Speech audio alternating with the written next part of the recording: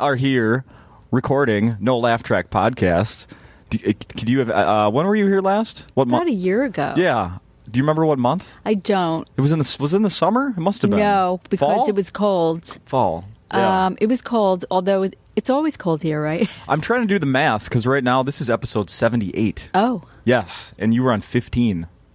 Oh. Yeah. I'm not good at math either. No. So is it weekly? Yes. Oh, so it was that long ago. It was a little over a year ago. 78 minus 15, if it's Something like that. Yeah. Jackie Cation can figure that out. She's here in a couple of weeks. She's good at math. Yes, Christmas. She was just here a couple weeks ago as well. But she's here again. She was working with Maria is she Bamford. From here?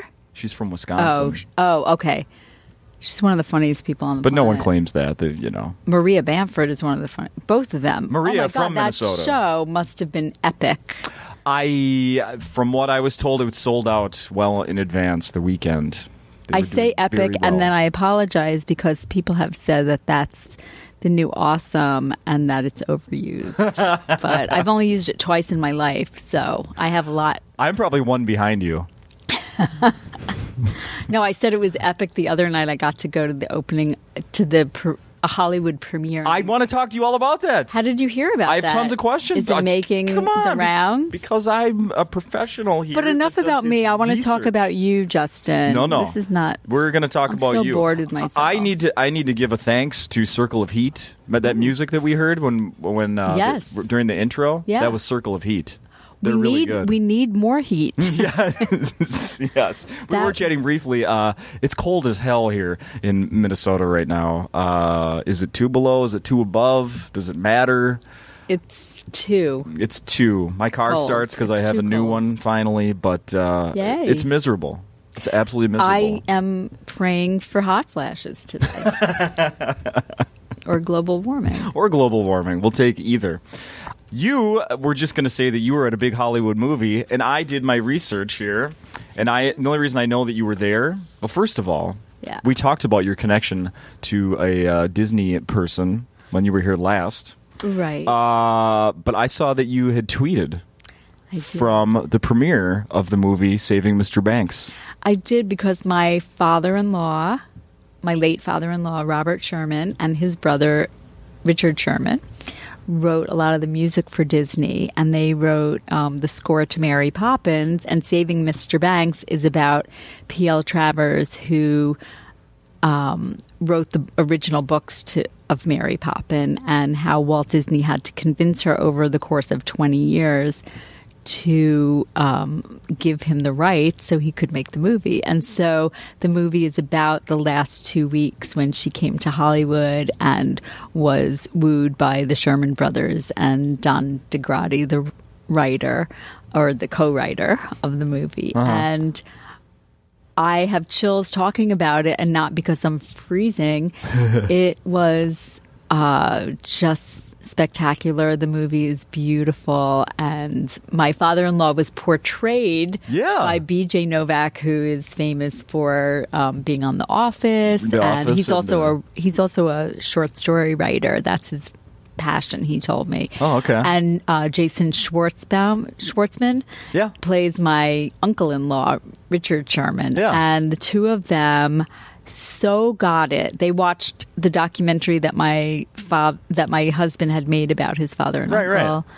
And that's called, I forgot. The Boys, the Sherman Brothers story. And so they got, my husband made that with his cousin Greg Sherman, who's the son of Richard Sherman. Mm-hmm. And so I guess they studied, Jason and BJ studied it and so got them. It's so cool when somebody impersonates somebody and they get it. And my husband had met Walt Disney and said that Tom Hanks was just a genius in getting him. That's amazing. And then I got to meet Tom Hanks, which I haven't washed my hand yet. I was going to ask you. No, but what's so funny is I also saw his brother there, Jim Hanks, who I had worked with. He did stand-up in the early 90s at the Improv in L.A.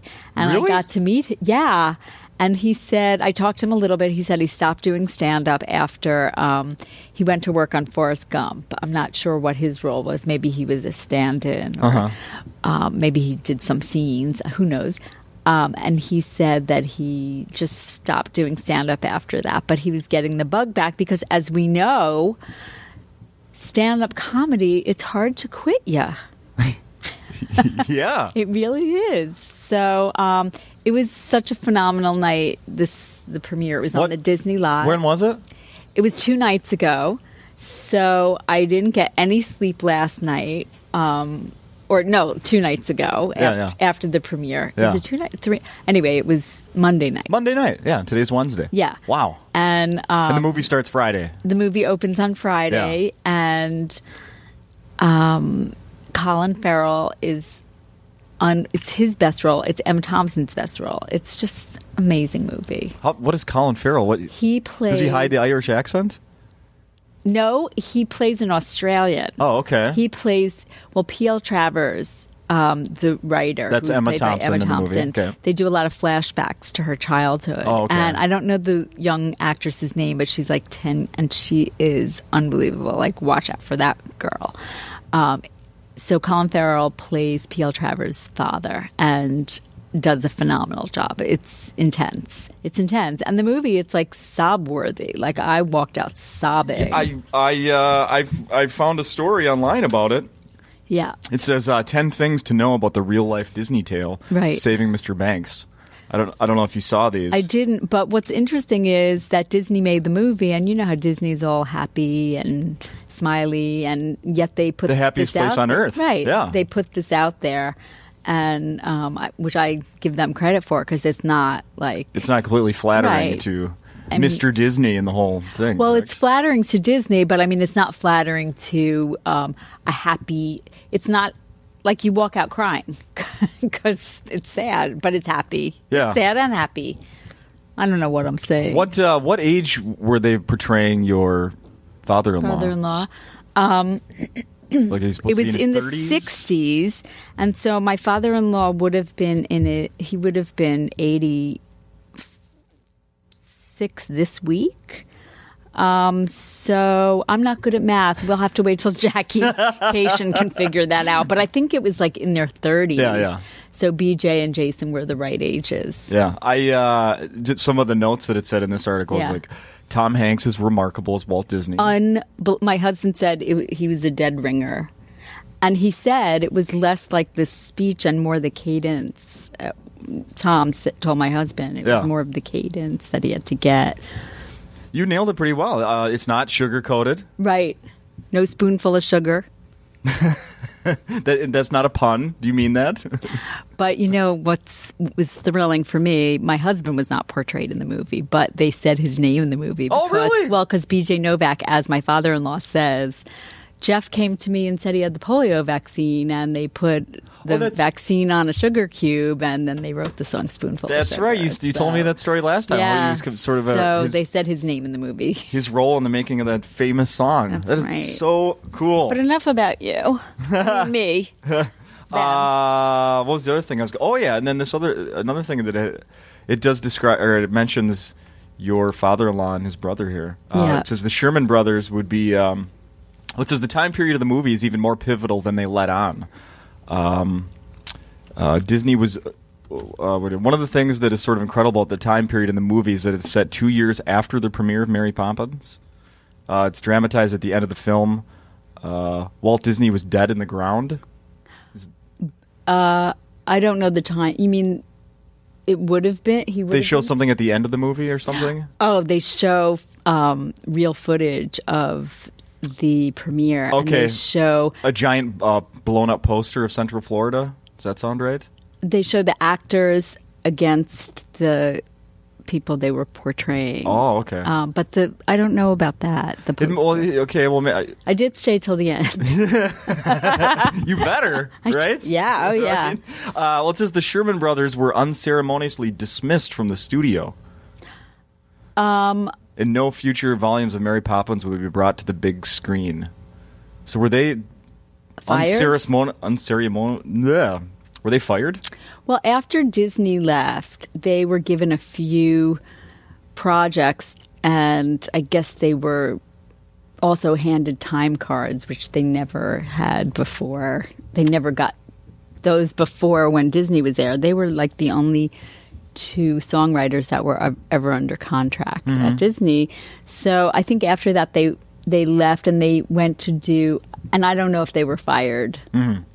I don't know I guess that article says they were fired.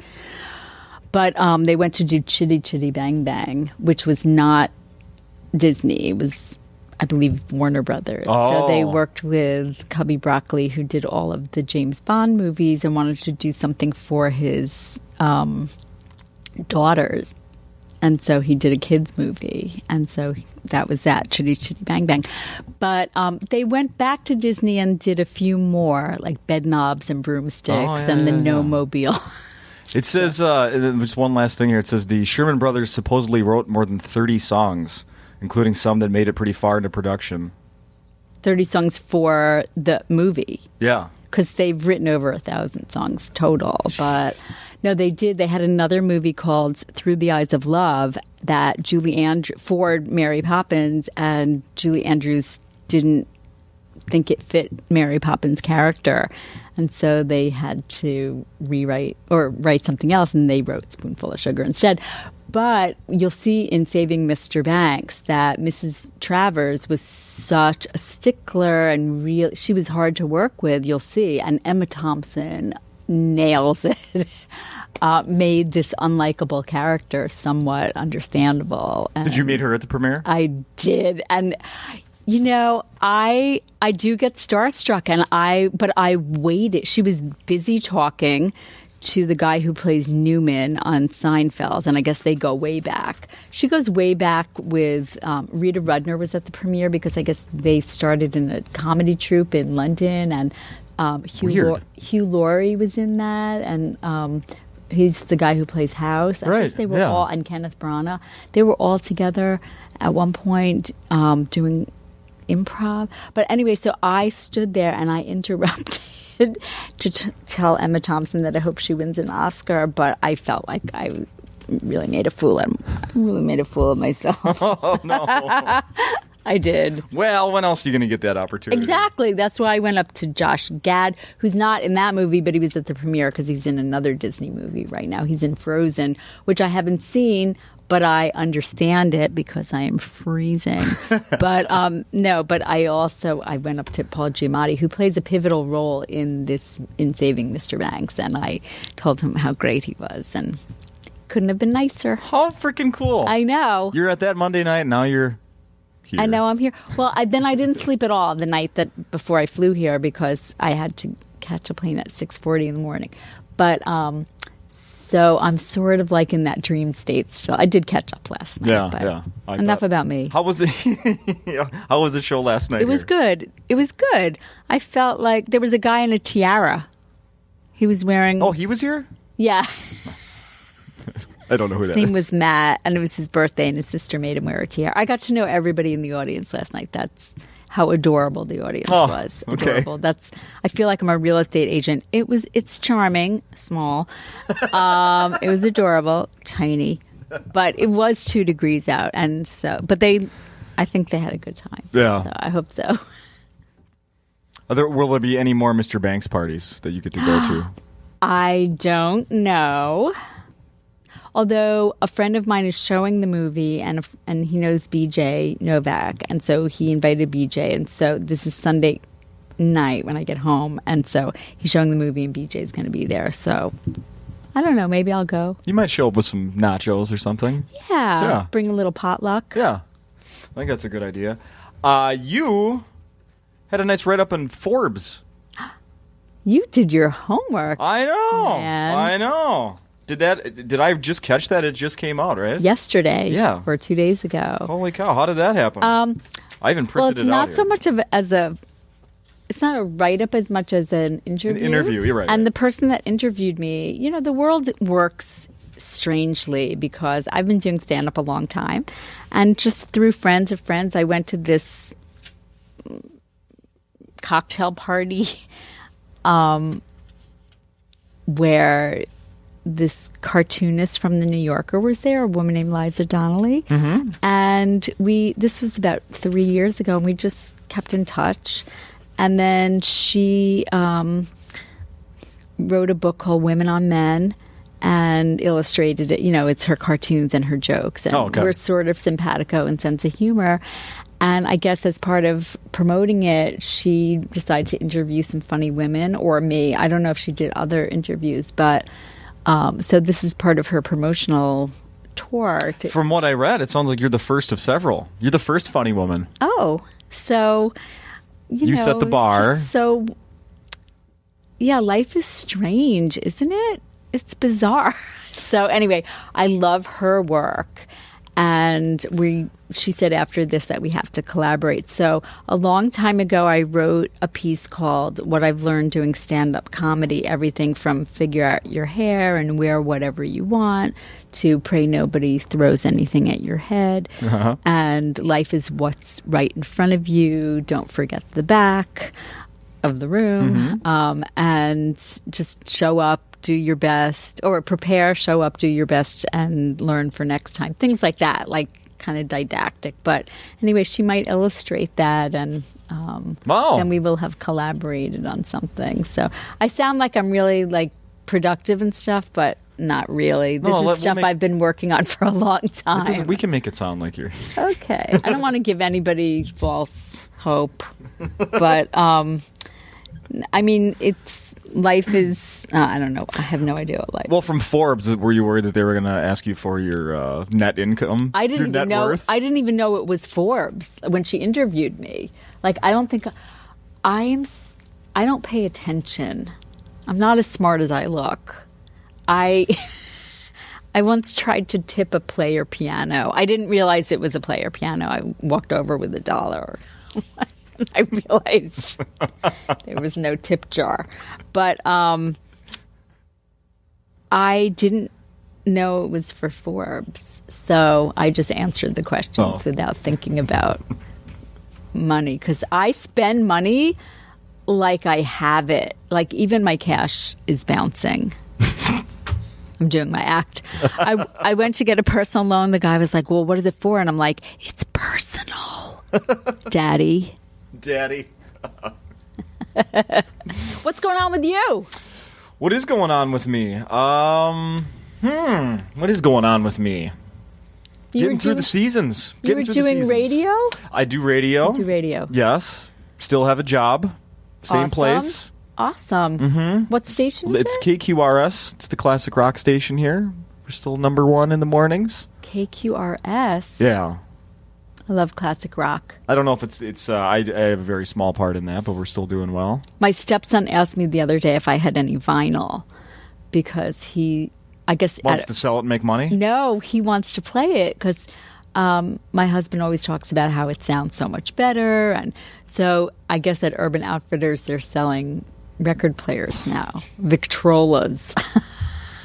So I said, I have so much vinyl in the garage. If you feel like going in there and walking over whatever you can find. And he's like, well, what do you have? And I was like, a lot of Joni Mitchell, Steely Dan, The Who, nice, The Beatles, yeah, Crosby, Stills, Nash and Young, No, I didn't have Peter Frampton. My sister had Peter Frampton. But I don't know, what else is classic rock? The Stones. First album I ever listened to that I remember listening to was The Beatles' Revolver. Mine was Rubber Soul. And to this day, it's my favorite. Really? Yeah. And my favorite song is, at least by the Beatles, is Yellow Submarine. Not because it's a great song, but because... Just because it was the first one? Yeah, and it was, as a 5-year-old kid or whatever I was. It's perfect. It's so goofy and silly, and with all the sound effects. And did you see the movie? Yes. Yeah. That was mind-blowing. Mm-hmm. My first... rock and roll, where I was listening under the headphones and I really got into it, was Elton John's Saturday Night's All Right for Fighting. And I just remember having this epiphany, like, music fucking rules. Have you seen Elton in concert? I have never live. I've seen it on TV. Yeah. Have you seen him live? No, I have not. I saw Billy Joel live in the 80s or 70s at Queens College or Hofstra University. That was pretty awesome. My first concert was Harry Chapin. Oh, yeah? And Jim Croce. Oh, wow. I know. So, not together. Those were just two of the first concerts. But now I'm dating myself. Was Cats in the Cradle the encore? No, I'm sure they played that twice. Probably. I'm dating myself totally, aren't I? My first concert that I remember was 1986. Whitney Houston, outdoors at some festival in St. Paul. And that was like it was that song and nothing. Yeah, Whitney. Wow. Yeah. Outside. Yeah, they used to have this music fest in St. Paul every summer. It was the same place that a few years later my dad took me to go see. It was Jackson Browne, Joan Baez were like playing in the same evening. I've seen them together, actually. Okay, then it probably was. They were playing at the Greek Theater 16 years ago, and I saw them together. Joan Baez. Oh, no, not Joan Baez. I'm thinking of the wrong one. I'm thinking of, who's the other one? In the Nick of Time. Bonnie Raitt. Oh, yeah. Oh, yeah. Bonnie Raitt, Joan Baez. My dad took me down to this concert, just the two of us. I was like in 7th or 8th grade, and I met up with some friends of mine I played baseball with at the time. Uh-huh. And it was like, yeah, my dad gave me, $5. All right, get yourself a hot dog and a soda. Well, when I went, then I ran into my buddies, and I never went back to find my dad. Oh, no. Well, then the show ended, and there's, 15, 20,000 people on this little, area at this park, and this is before cell phones. Oh, too far away to walk home.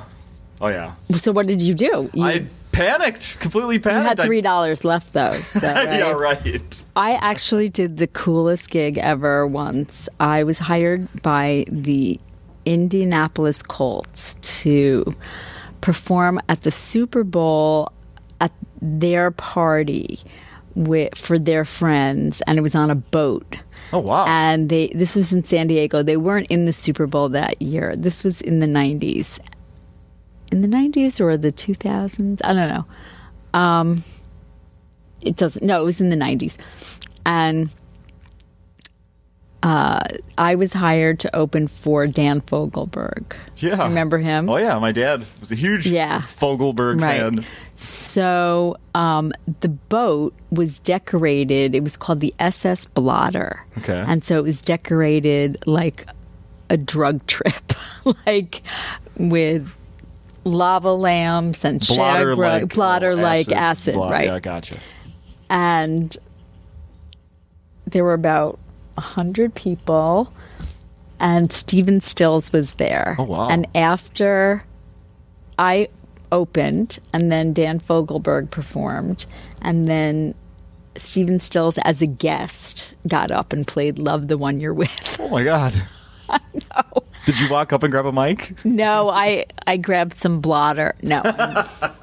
It was like a drug. It was crazy. My life was crazy. That's pretty cool. But I do a radio show, too. I'm the sidekick to a woman named Terry Nunn, who is classic rock. She is the lead singer for the band Berlin that sang Take My Breath Away and Riding on the Neck. Yeah. That was Justin, not me singing. No, that was Terry. She's here. And Terry, did I talk about this last time? No. Okay. So Terry and another hit of hers was Riding on the Metro. So anyway, it's a long story how we met, but I ended up being her sidekick. And so it's been over a year, and what's interesting is we play a lot of electronic dance music, which I was never familiar with. I never liked it. And now I just feel like I can converse with the kids. Really? I've never been to a rave, though, but I've had to educate myself on like all the new bands and What is this? You're doing? I do it. It's once a week, and it's Saturday nights on KCSN 88.5 in Los Angeles. It's public radio. Okay, so you're going in and are you pre-recording? We pre-record when I'm on the road or when she's on the road. So obviously this week, well, she's still there, so she's doing it with the sound engineer. Oh, okay. Adam, who reminds me of your sound engineer, Eric. It's creepy how much they look like. I've talked way too much. No, you haven't. You just don't want to talk anymore. Is that what you're saying? I want you to talk. Is your coffee getting cold? Frozen. Tell me, I want to know more about this radio thing. So it's once a week, and it's called Unbound with Terry Nunn, and I'm the sidekick. But I do a lot of like the research on the bands, and so you're playing. We play like current and EDM, electronic dance music. So everything from like Capital Cities to Paramore to Curtis. Now I'm forgetting the name. Like Avicii and. Oh, I've heard that name. He's one of the like DJs. A DJ, right? Yeah. Very, like highly paid. Right. Extremely ridiculously highly paid DJs. There's a whole group of them, and a lot of them perform in Las Vegas on the weekends. Yeah. But what they do, it's kind of spectacular what they do. It's like being a comedian almost, in that they're running the room to get everybody on the same wavelength. That's what it feels like to me. And it's an art. I mean, you don't have to necessarily like the music, but what they do, I think, is artistic. But I've never been to a live DJ show. Well, someone's going to drag you to one. I know. Right? That's amazing that you're doing that. It's fun. What else do you do on the radio deal? We celebrate birthdays. Like if it's, I don't know whose birthday is today, but whatever, we would do a shout out and then play one of their songs. Oh, okay. So, but we also play like Fleetwood Mac, and so it's a real smorgasbord. Could I hear this? Yeah, it's on. Streaming? Yes, because it's streaming on the web at KCSN.org. And I thought I did all my research. I didn't know about this. Really, it's not listed in my bio or anything? I don't know. I feel like I've completely failed now. Yeah, should have known that. Unbound with Terry Nunn. That's really cool. Yeah. Doing some. What should I know about Minnesota for my audiences this week? Do people go out? The Vikings are really bad. Which team is that? That's football. Okay, all right. I thought you meant like the real Vikings. my ancestors were not proud. No, Vikings are really terrible. They play at home. They're cold this weekend. Okay. The day you're leaving town to fly back to the BJ Novak movie party, they'll be playing here. You'll be crossing paths. Do they play? They play even when it's snowing. They're like mailmen. Well, our place has a roof. Oh, really? Yeah. The Metrodome, and in fact, you should maybe stop over there.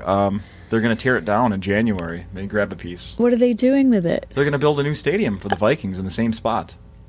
So they're tearing down the old one. They're going to build a new one. And is it going to be covered? Yes. I've never heard of a covered football arena. I've been to the Astrodome in Houston where they play baseball. They just imploded that. They did? Mm-hmm. I just watched the video last night. See, I haven't kept up. Are they rebuilding? Or are they just... They moved out of there years ago, actually. Oh, the Astros? Yes. Well, I went years ago, so... You were there when they filmed Bad News Bears. They did a Bad News Bears movie there. Seriously? Yeah. It was like Back to the Minors or Up to the Majors. When I see ESPN like on TV and ESPN2 and ESPN3, I just click through sports is a part of my brain that it's in my blind spot. Mm-hmm. I should educate myself because it's a big part of society.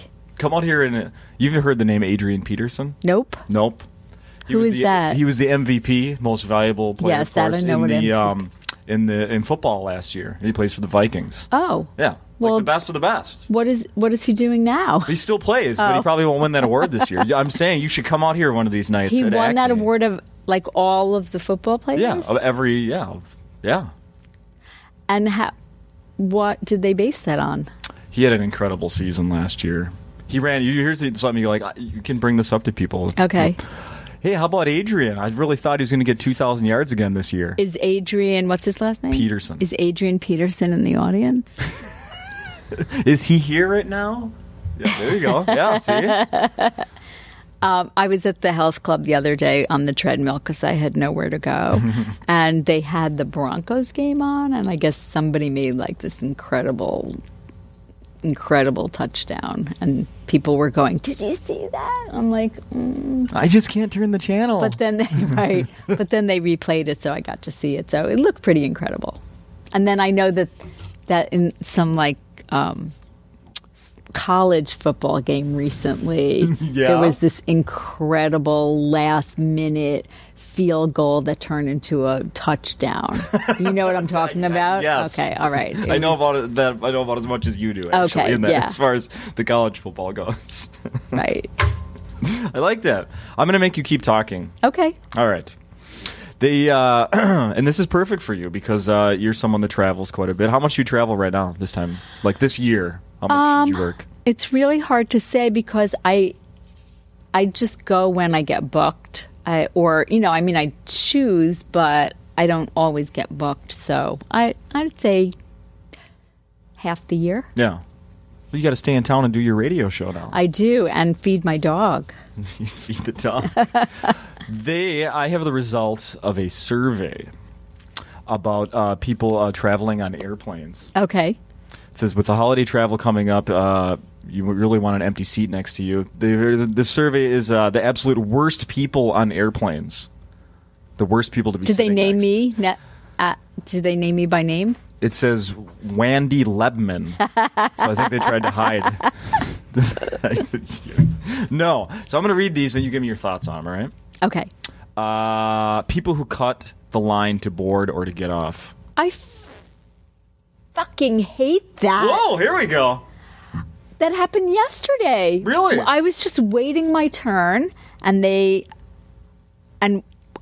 was in the line, my group, and then they announced the next group, and people cut me, and I thought, well, I could either get angry because I do a lot of like spiritual, like I tried to use Pima Chodron as my spirit guide. She's very into like compassion and breathing it in, and just I tried to let it go, but really, what the fuck?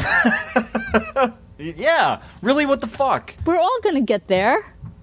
It's not gonna leave with, it's gonna leave with both of you in the same I just think it's rude. container. I had a reaction, didn't I, Justin? You did. I'll never forget. That reminds me. I was in the one like spring break that I did with the guys when I was 20, and we had somebody trying to cut in line in front of us. Right. When we were the vacation was ending. We were in Cancun. We were just ready to fly back. And I'll never forget.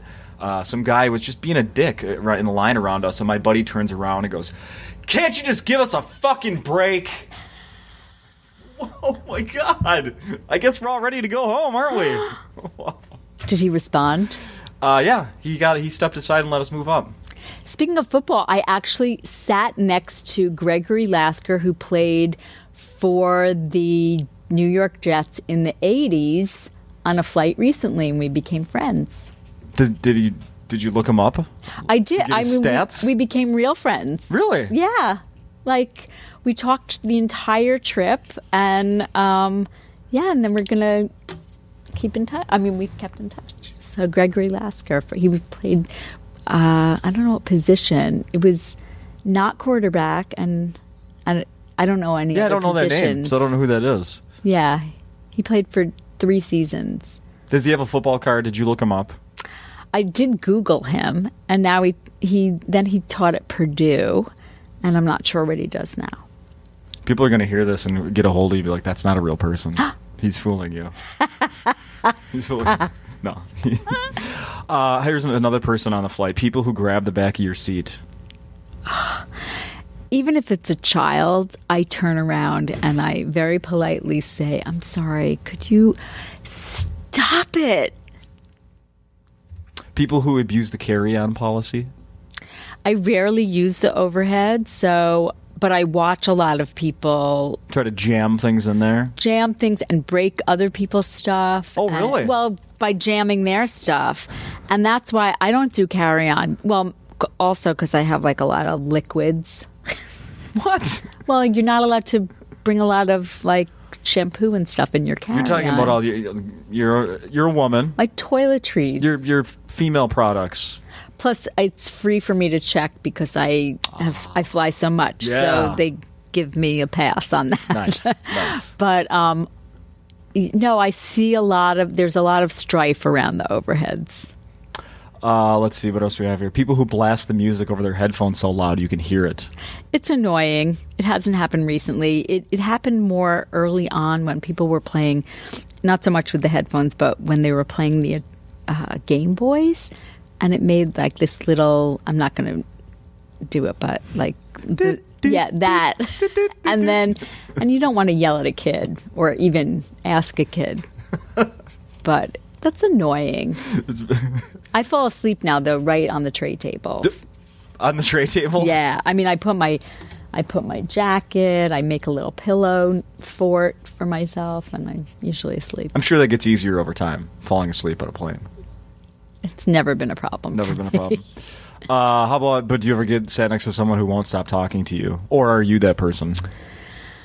Early on, I used to talk, and now I try to fall asleep before the other person gets on or look like I'm sleeping. But in September and October this year, I met 3 incredible people, and I didn't initiate. They started talking to me, and even I wanted to sleep, but we just talked for hours, and I feel like I'm done now. So if somebody starts talking to me, I don't cut it off, but I know how to extricate myself.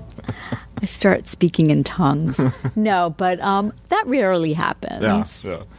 So tired. Sick. I mentioned I'm sick I just sneeze too. a lot. That's the other pet peeve. It's like people coughing and sneezing. It's like, really? How about people who are drunk or buying or keep buying booze to get more drunk? That would be me. No. I haven't seen that. Yeah, I that's haven't good. seen that a lot. And then this one goes right along with the kids that can upset us on planes. The inattentive parents who just let them get away with anything. Yeah, like I saw this one moment. I felt for her because she had 4 kids under the age of like 5, and they were just walking up and down the aisle. Hopefully someone was paying her to be with those 4 kids and they weren't hers. Maybe. No, I think they were hers. I know. No. I mean, that's why I never had kids. I didn't want them to bother people on the plane. That's why. Yeah. That's why. And I can't have kids according to my lease. I'm doing my act for the podcast. That's fine. That's fine. But your husband has children then. He has 2 kids from a previous poker game, and they are right now they are 18 and 22, I'm sorry. And my 18-year-old started college this year, and he grew up in Southern California. And he went to school in upstate New York, and so he's experiencing winter for the first time right now. Yeah. He said he likes it, and so he's excited about college. He's joining a fraternity. Oh wow. He's excited. You guys gonna go visit and bring some cookies and everything? My husband went to visit once, and he's coming home for a month, and then I'll go out there in the spring and visit. So, yeah. It's time for you to book a gig at the college, right? I know. Upstate New York. Yeah, there are plenty. Like the one he goes to. Yeah, he probably wouldn't come to the show. I'm going to have to try to get on Jimmy Fallon again just so he'll watch me. Just so. What do you think about that? You have a history with the Tonight shows. You were on with Johnny, yes? I was on with Johnny Carson. That's right. I think we talked about that. And with Jay. And with Jay. And then you just mentioned Jimmy. I did Jimmy Fallon 2 years ago in March. And I think he's a genius. And I'm so happy for him that he got the Tonight Show. Yeah. Starts, after the Olympics, I guess. Like February or something, right? Is that when the Olympics are? You know. Come on. Oh, yeah. Remember we were talking about that? You were saying how excited you are? Yeah. For the skiing? Yeah. Yeah. And the hockey? I skated over here on the ice. There weren't blades on your shoes, though. No. That doesn't count. What else did you do this year? What did I do this year? Well, travel? Was there some travel in Wendy's life? See, when I have downtime, I just like to stay at home because I travel so much. But that just reminded me of something I was going to ask you about. There, while I'm looking for that, I have this other thing here. Are you guys giving gifts this holiday season? I stopped giving gifts after the recession, but the kids get gifts. But right now they just want money, right? That's what the kids want. They just want money. They don't even want gift cards because those mean you have to shop at a certain place. They just want cash. So I'll give them a little money. My mom was just asking me about, she's like, you guys should bring over wish lists of what you want for Christmas. And so then the other night, we showed up at my parents' house last Friday. Didn't have our lists. We're like, I don't know. I feel weird even like I know. At this age. Like, I don't know. But I've been thinking about what to buy. You know, I have to buy some presents. So I've been thinking about what I'm going to get people because it's the thought that counts, right? That's right. You're making everything by hand. Have you seen my crafts and arts? What's the difference between arts and crafts? How much you could sell it for? Yeah, I think so. But then I don't know. Then art becomes commerce. Do crafts go into museums? Are there craft museums? Are there? I don't know. I don't think so, but there are art museums. I like seeing shitty art. Mm-hmm. Because art is just subjective. Art is the opposite of waste. That's my definition. And so anything could be art. Sure. But I like seeing art that I think is shitty because then I think it gives me the counterbalance for, something to judge it against. Do you know what I mean? Yeah. I like seeing shitty singers. That person is awful. There's no arguing. But then I know that it's like a bait. It's something to compare. Yeah. There can't be a best if there's not a worst. Exactly. Look at that. That's why I can't be happy all the time. No. Because someone else is going to be. There was the reason I asked about the shopping is because there was this, I love the story, because I think every man has been there. A 38-year-old guy in China was taken on a 5-hour shopping trip with his girlfriend. And he killed himself, right? Yes. And she wanted to shop and shop and shop, wanted to go back to the shoe sale, and he said, no, we're done. He leapt to his death. He shopped till he dropped. Yes. He literally shopped till he dropped. I heard about that. I didn't hear the details. I just heard that he was so tired. He must have had other shit going on. He told her, quote, she already had enough shoes, more shoes than she could wear in a lifetime, and it was pointless buying any more. She started shouting at him, accusing him of being a skinflint. Wow. And of spoiling Christmas. It was a really heated argument. The argument continued until he threw the bags on the floor and himself over the balcony of the mall they were at. He died on impact. He returned himself. That's really sad. What if he just handed her all the receipts and said, I'm out of here? Well, so they weren't married. They were just dating. Yeah. See, now when I'm in my 50s, so sexting, you know what sexting is, yes. right? Mm-hmm. Is me just returning a pair of shoes when I sext my husband. But that's extreme and tragic. Do you think you've ever pushed any man in your life to near leaping because of your shopping? I just do it online, so... No, so it's just secret shopping. Perfect. Perfect. No, I'm not a shopaholic. I have other addictions, but that's not one of them. Obviously, look at my clothes. You know, I've heard that private stuff online actually turns out to not to be so private. You can get in a lot of trouble.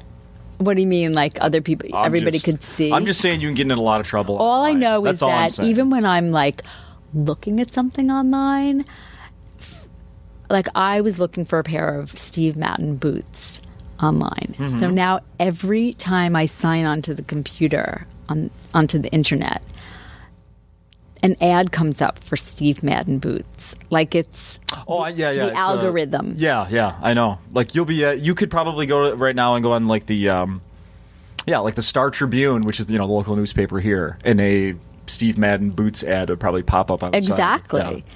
And I'm like, well, I didn't buy them because I didn't like them in the end.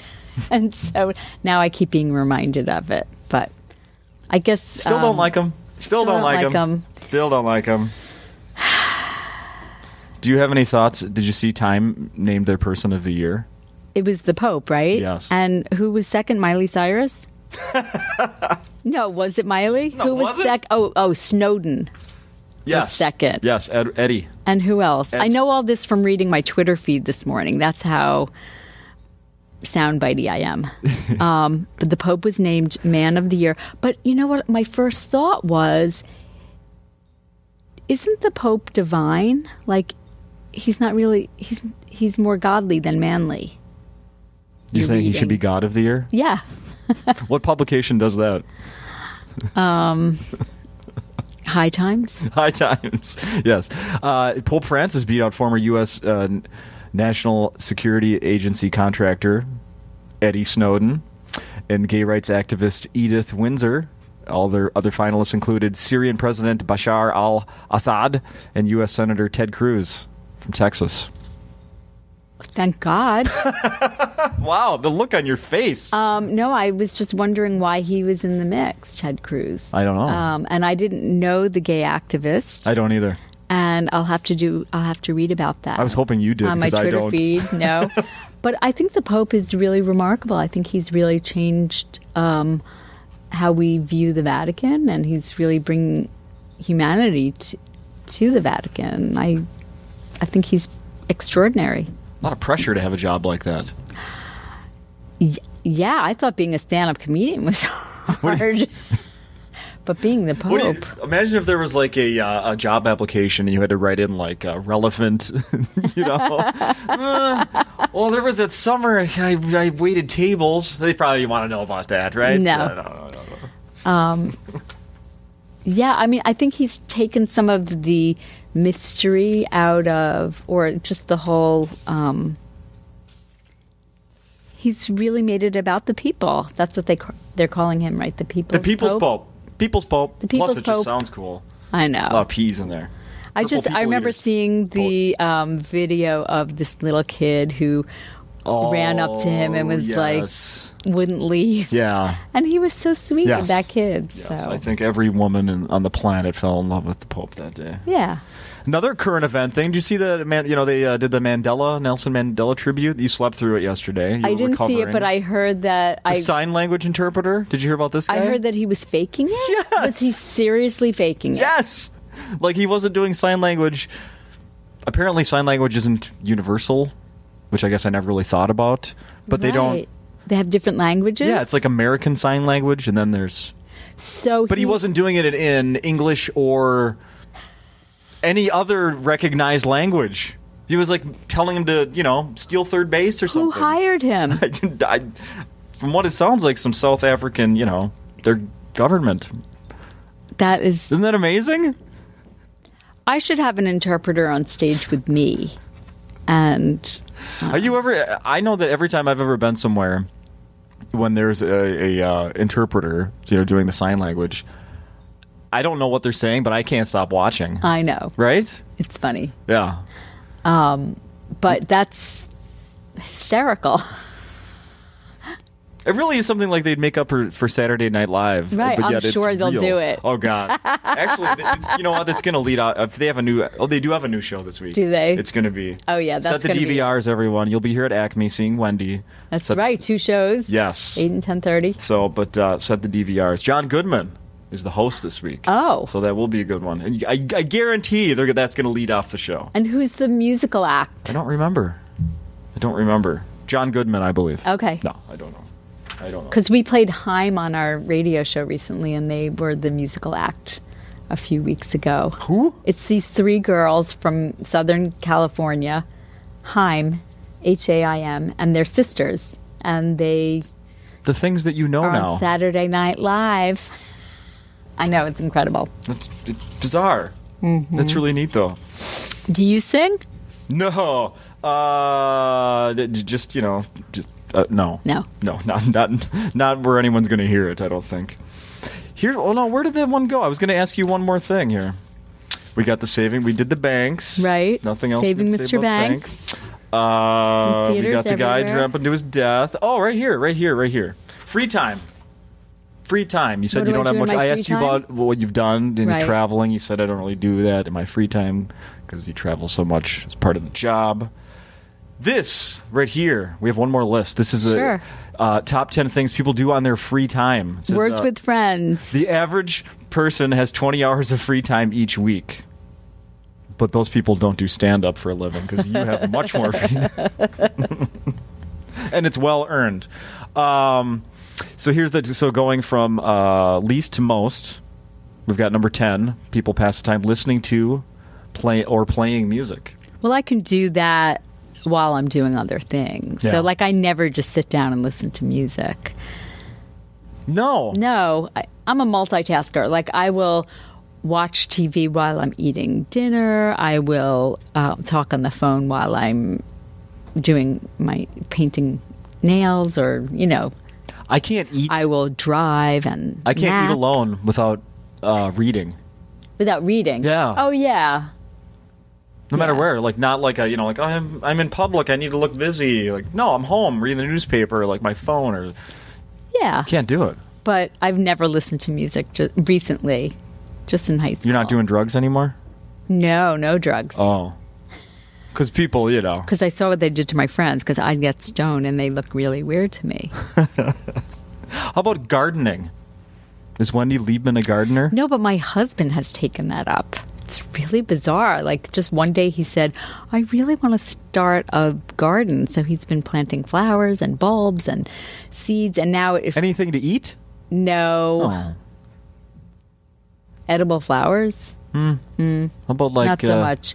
peppers? Or... That would be so cool if he did that. Oh. That would be like tomatoes. Or cucumbers.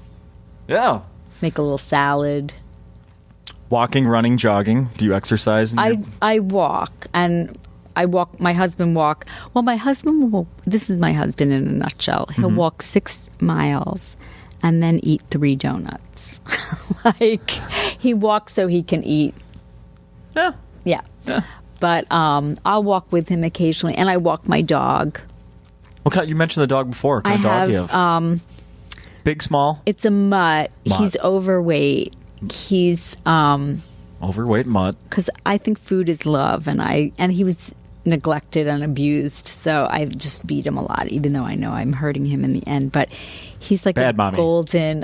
golden shepherd. Oh, okay. And he farts a lot. The fleas jump right off of him. So he's like, he's my baby though. Yeah. Like, but I'll walk him, but I don't go running. No, what was the third one? Jogging. Jogging. Mm. No, no. I bet this one keeps you busy in your free time, playing video games. Well, I play a lot of like word games, and like. Do you I really play Words with Friends? I play Words with Friends. Yeah, I play love it. Scramble with friends. I play Hanging with friends. So every little offshoot, they've hooked you in, huh? I love that because I love that I'm playing with friends. Yeah. Like people. Yeah, and it's so stupid because I agree with you, Yeah. but it's so silly how because I play Words with Friends with my girlfriend, and then just 3 days ago it was like brrrt, the little thing popped up and it said Brian wants to play you, and I Right. was like, oh my god, like a real friend of mine, Right. not these random people I used to play a Right. few years ago. I was like, oh, Brian wants to play. I know. Sweet. It's fun. It is fun. So I play that. So that's not really a video game. Yeah, these days, yeah. Sure, it's a video game. But I feel like I'm at that age where they say it's good to do all that for the brain, and so that's how I rationalize. Hey, That's how I rationalize it. I don't think any age is too young to keep play games. Yeah, keep the because I know what you're referring to. Like, keep But I the also brain play sharp. like Bubble Mania, things like that. Right. I did Candy Crush Saga for a while, and that was too addictive. That Yeah. was like, are you kidding me? I could waste my life away playing this game. Yeah, my and I'm girlfriend's- only on level 3. No, my girlfriend's like on level 100 something. Hello. Yeah. She goes to YouTube when she has trouble. To get a cheat. Yes, to get the cheat videos. To figure it out, how to do it.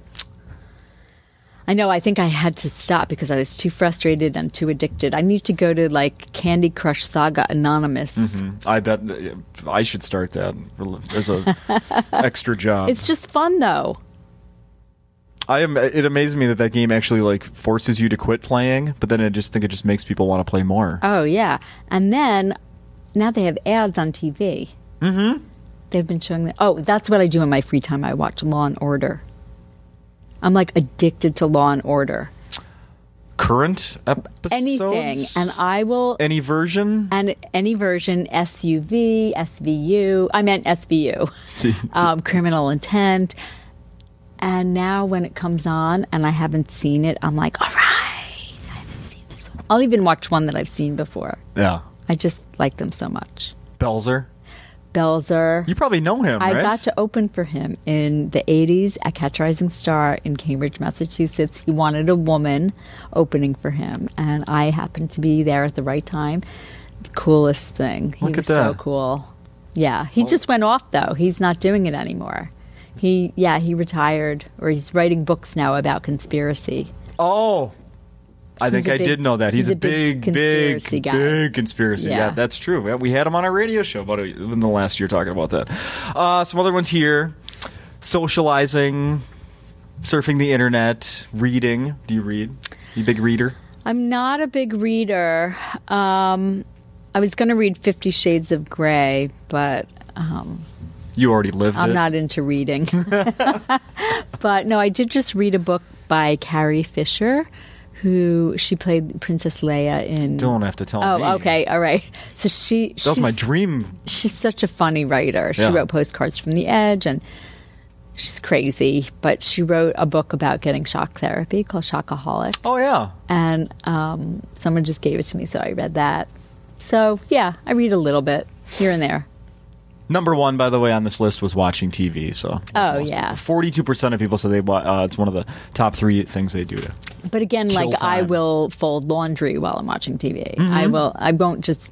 I try not to be idle, and I'm a multitasker. Even though they say you're not even supposed to multitask, you're supposed to just unitask. Who says that? They're wrong. I know. Fuck them. Fuck them. Get out of line. What else, Wendy? We've been doing this for a while. Anything else we should plug that you're doing? Well, I've been writing this musical for a really long time with my husband about stand-up comedy. Really? Called Home on Tuesday. Yeah? Because I'm always home on Tuesday regardless. I don't want to talk more about it because I feel like I should just finish writing it. But it's a skill I didn't know that I had to write melodies.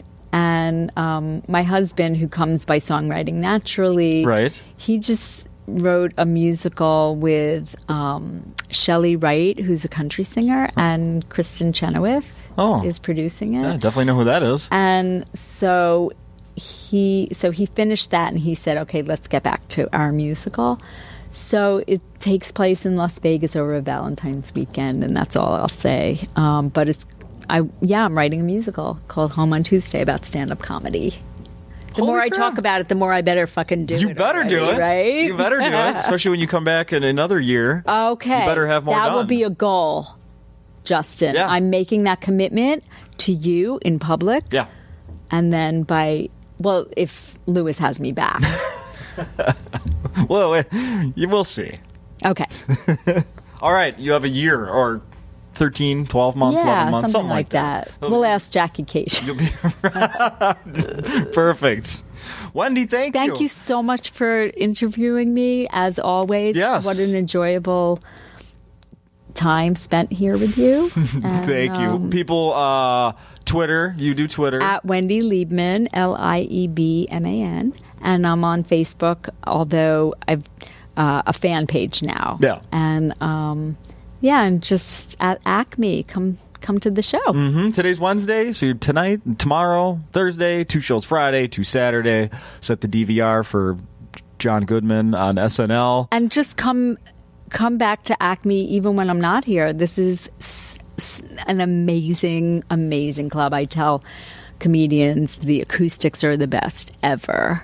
And just what a great club. I love this club so much. Yes. It might be cold outside. There's heat in the building here. There's heat. It's comfortable. There are drinks. There is a kick-ass menu. If you come for dinner, you can have Food is delicious. Really, really good meal. I eat lunch most weeks when I come to record the podcast because it's good food and definitely better anything I'm going to have at home.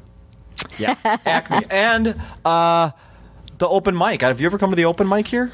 I was here when they were doing a contest last year, and so they were like open mic type comedians. And right. Even I always say that this club and in Denver, the comics are the best. The comics that I saw at the contest who were open mic level. That's right. You were here. Yeah, the funniest person in the Twin Cities was probably just wrapping up last year. Yeah. Yeah, that's right. And some guy won it. Well, that narrows it down. I remember Jakey. Yeah, that was the kid's whatever name. happened to Jakey? He's still around. We're Facebook friends, and I follow the ups and downs of Jakey's life. And if he's hearing this, he's probably laughing. I worked with, last time I was here, I worked with Brian Miller, who I saw last night, who's hilarious, Brian's and Mike great. Lester, who's hilarious. Yeah. And then this week it's with Chell and Patty. Shelly and Patty. Shelly and Patty. Shelly, Patty, Chell and Wendy. and Pat. Yes. Hilarious comedians. So everyone come out and see. And if you haven't yet, like this podcast on Facebook. And you can follow me on Twitter at St. Paul Rock City, STPAUL Rock City. Oh, I'll have to if I don't already. Yeah, you should. Yeah. All right. Thank you so much, Justin. Yay!